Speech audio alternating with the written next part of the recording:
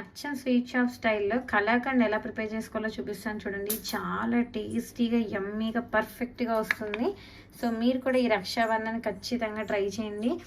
కొంచెం శ్రమపడి చేసుకుంటే తక్కువ ఇంగ్రీడియంట్స్తోనే టేస్టీగా పర్ఫెక్ట్గా వచ్చేస్తాయి. చూసారు కదా లోపల కూడా ఎంత బాగా వచ్చాయో.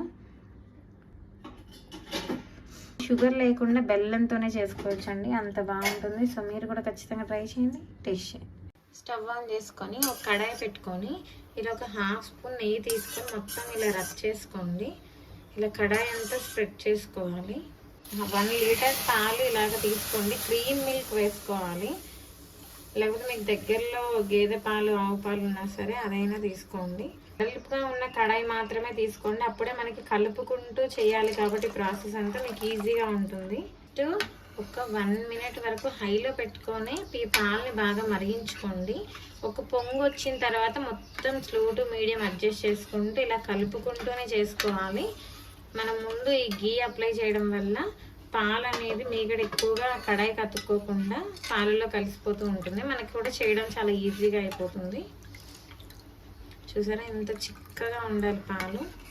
ఇదిగోండి ఒక 1 to 2 మినిట్స్ అయితే ఇలా పొంగుతుంది, మొత్తం ఇలా బాగా మరిగి పొంగు వస్తుంది. అప్పుడు మీరు స్టవ్ మీడియం ఫ్లేమ్లో పెట్టుకొని ఇలా ఒక్కసారి అంతా కడాయిని కలుపుకోవాలి. కడాయి కంటినంతా ఇలాగా పాలల్లో కలిపేసుకోవాలి. ఇంక స్పెండ్ చేసే టైం కొంచెం ఎక్కువ పడుతుంది. కొంచెం ఓపిక్గా ఇలా స్లో టు మీడియం అడ్జస్ట్ చేసుకుంటూ కలుపుకుంటూ ఉంటే మీకు షాప్ స్టైల్లో కలాకండ్ ఇంట్లోనే చేసుకోవచ్చు. మీరు ఈ కలాకండ్ చేయడానికి, కోవా చేయడానికి, ఇలాంటి స్వీట్స్ చేసేటప్పుడు అడుగు మందంగా ఉన్న గిన్నెలు మాత్రమే వాడాలి, లేకపోతే కింద మాడిపోతుంది. ఇలా కలపకపోయినా కింద మాడిపోతుందండి, అందుకే చూసుకొని కలుపుకుంటూ చేసుకోండి. ఇదిగోండి పాలంతా ఇలా సగం వరకు వచ్చేయాలి. అంతసేపు మీరు మీడియంలో పెట్టుకొని మరిగించుకోండి. చూసారా ఈ సైడ్కున్న మీగడంతా ఇలా తీసుకోవడం వల్ల చిక్కగా అయిపోతుంది పాలు. ఇలా దగ్గర అవ్వడానికి ఒక 10 మినిట్స్ వరకు టైం పడుతుందండి. మీడియంలో ఉంచుకొని ఇలా కలుపుకుంటూ ఇలా పక్కదానికి ఇలా కలుపుకుంటూ చేసుకోండి. ఇదిగోండి పాలు బాగా చిక్కబడిపోయాయి. ఈ మీగడంతా ఇందులో బాగా కలపడం వల్ల చూసారా బాసుంది ఉంటుంది చూడండి, ఆ టెక్స్చర్ వచ్చేస్తుంది ఇక్కడ మనకి.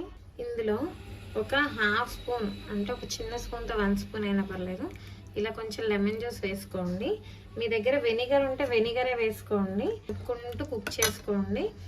స్లోలో పెట్టుకుంటే విరగడం అనేది పెద్ద పెద్ద ముక్కలు పన్నీర్లా కాకుండా చిన్న చిన్న ముక్కలుగా విరుగుతుంది, దగ్గరగా అవుతుంది. అప్పుడు ఇక్కడ ఒక 2 టేబుల్ స్పూన్ మిల్క్ పౌడర్ కూడా వేసుకోండి.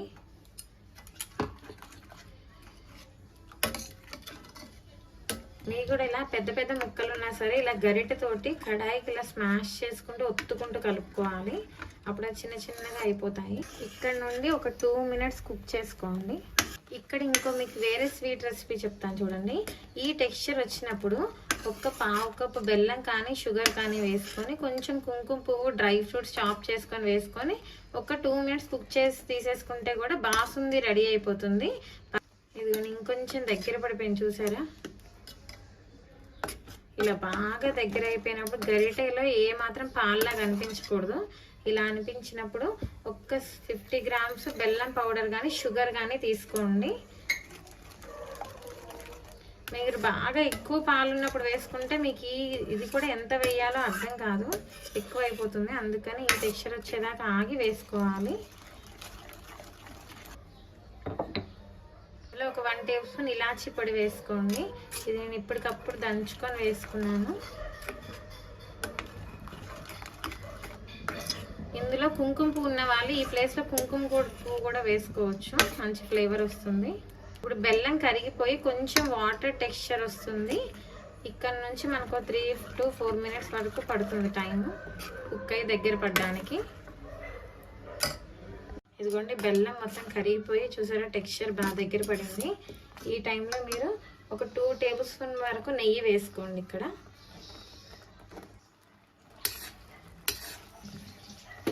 ఇప్పుడు ఇదంతా బాగా కలుపుకోండి.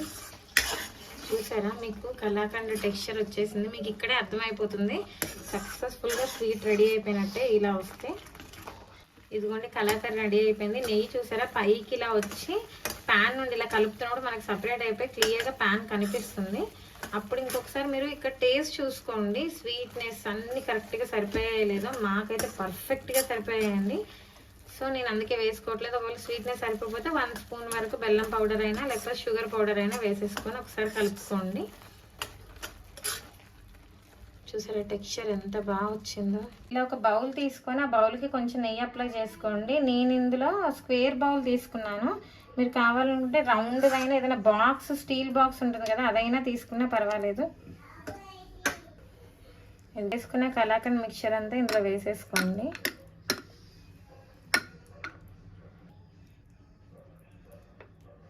కరెక్ట్ షేప్స్ వచ్చేస్తాయి నాకు. ఇలా మొత్తం స్ప్రెడ్ చేసుకొని ఇలా ప్రెస్ చేసుకోండి. ఇదిగోండి ఇలా స్వీట్ స్ప్రెడ్ అయిన తర్వాత మీరు ఏ షేప్లో కట్ చేస్తారో ముందే మీకు తెలుస్తుంది కదా. ఆ షేప్లో ఒక్కొక్కటికి దానికి ఇలా జీడిపప్పు వచ్చేటట్టు పెట్టుకోండి. ఇందులో బాదం, పిస్తా ఏదైనా సరే ఏమీ పెట్టుకోకపోయినా పర్వాలేదండి. ఏదో కొంచెం గార్నిషింగ్ కోసం ఇలా పెట్టుకుంటున్నాను.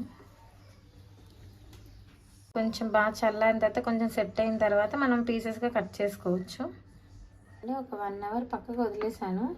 ఇలాగ దగ్గర అయిపోయింది బాగా. ఇప్పుడు ఒకసారి చాక్ తోటి కట్ చేసుకోండి.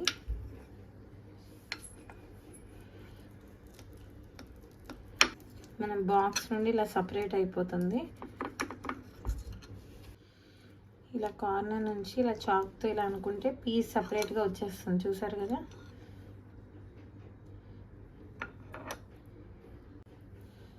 ఇదిగోండి ఏమాత్రం ముక్కలు అయిపోకుండా పర్ఫెక్ట్గా స్వీట్ షాప్ స్టైల్లో పీసెస్ లాగా ఎంత నీట్గా వచ్చిందో. చాలా ఈజీ అండి. మనం ఇలా కట్ చేసినప్పుడు మీకు స్మెల్ కూడా తెలుస్తుంది. అచ్చం కలాకండ్ స్మెల్ వస్తుంది. చాలా టేస్టీగా ఉంటుంది. స్వయంగా మీరే ఇలా తయారు చేసి మీ బ్రదర్స్కి రక్షాబంధన్ రోజు తినిపించండి. చాలా హ్యాపీ ఫీల్ అవుతారు. మీరు కూడా చాలా సాటిస్ఫై అవుతారు. అంత టేస్టీగా వస్తుంది. సో మీరు కూడా ఈ రక్షాబంధన్ ఖచ్చితంగా ట్రై చేయండి. టేస్ట్